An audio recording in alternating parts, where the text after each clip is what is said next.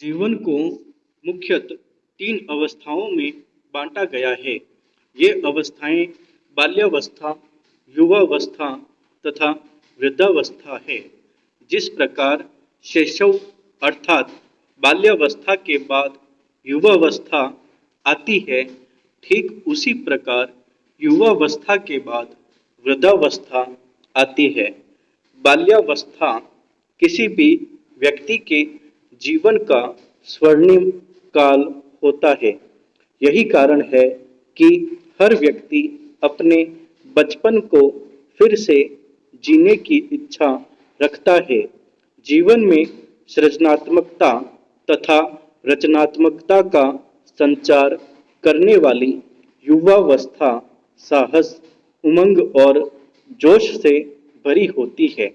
साधारणतः अपने जीवन की अधिकांश उपलब्धियां मनुष्य इसी अवस्था में अर्जित करता है।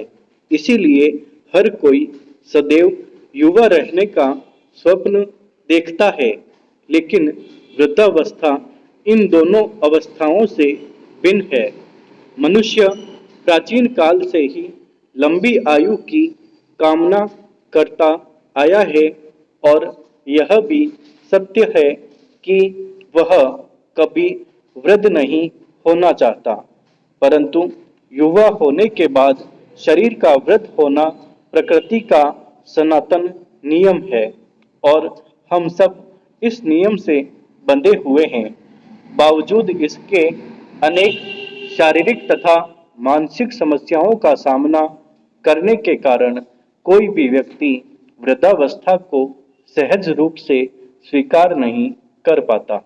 वृद्धावस्था जीवन का वह सोपान होती है जब व्यक्ति अपने जीवन की संध्या वेला का अनुभव करता है। इस अनुभव का सबसे पहला माध्यम बनता है उसका अपना शरीर।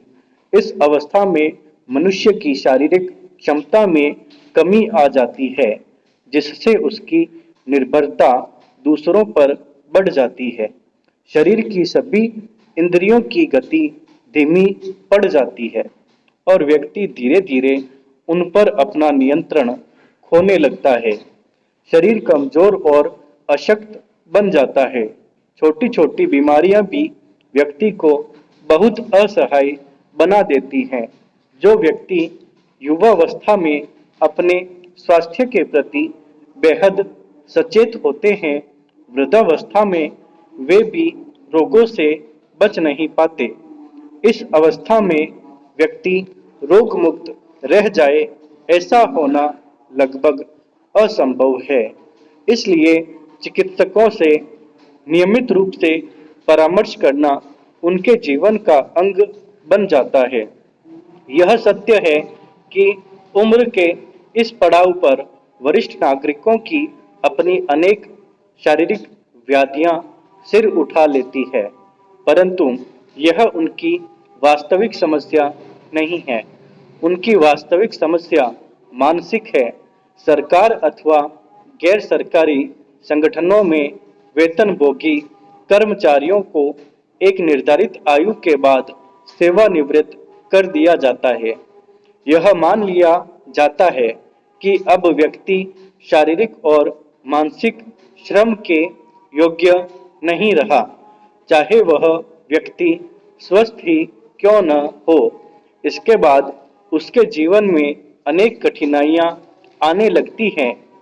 जैसे ही व्यक्ति की आर्थिक उपयोगिता में कमी आती है, वह सामाजिक रूप से भी अनुपयोगी समझ लिया जाता है। इससे व्यक्ति को एक तरफ तो सीमित तथा अल्प धन की उपलब्धता के कारण आर्थिक कष्ट उठाना पड़ता है, तो दूसरी ओर समाज एवं परिवार की नजरों में बोझ, अनुपयोगी तथा फालतू आदि समझे जाने से उसे मानसिक पीड़ा होती है। जो व्यक्ति कुछ समय पहले तक सबके लिए विशिष्ट था, महत्वपूर्ण था, अचानक ही उसे बोझ समझा जाने लगता है। उसके मान सम्मान एवं भावनाओं का महत्व बहुत कम हो जाता है। भाग दौड़ भरी जिंदगी में युवा पीढ़ी उससे दूरी बना लेती है और वह अकेला रह जाता है। जब व्यक्ति मानसिक रूप से स्वयं को अकेला पाता है तो वह उसके जीवन का सबसे कठिन समय होता है। व्यक्ति का अस्तित्व तथा उसके उपयोगी होने के भावना से व्यक्ति में प्रेरणा शक्ति तथा आत्मविश्वास का संचार होता है। परंतु जब इस आत्मविश्वास जनित शक्ति का ह्रास होता जाता है तो व्यक्ति की स्थिति बड़ी दयनीय हो जाती है। यही परिस्थिति वृद्धावस्था का सबसे बड़ा अभिशाप है। आज युवा पीढ़ी की मानसिकता यह हो गई है कि वृद्ध व्यक्ति परिवार पर बोझ होते हैं। इसलिए आजकल तो बच्चे अपने वृद्ध माता पिता को घर से निकालकर उन्हें एक अपमानजनक जीवन जीने के लिए असहाय छोड़ देते हैं। यही कारण है कि आज भारत में भी ओल्ड एज होम की अवधारणा बलवती होती जा रही है।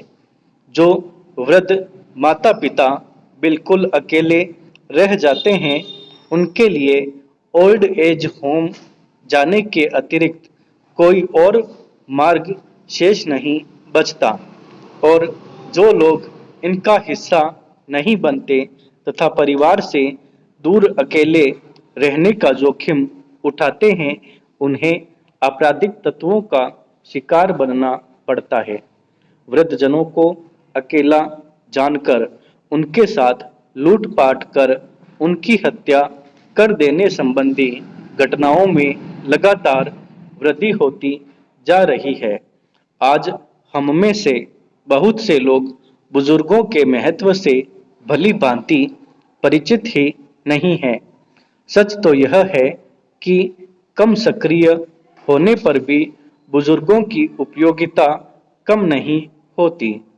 एक अधिक सक्रिय बुजुर्ग जहां परिवार की देखभाल या उन्नति में सहयोग करता है, वहीं एक कम सक्रिय बुजुर्ग घर के सभी सदस्यों को भावनात्मक सुरक्षा देकर उन्हें एक कड़ी में पिरोए रखने में सहायक होता है।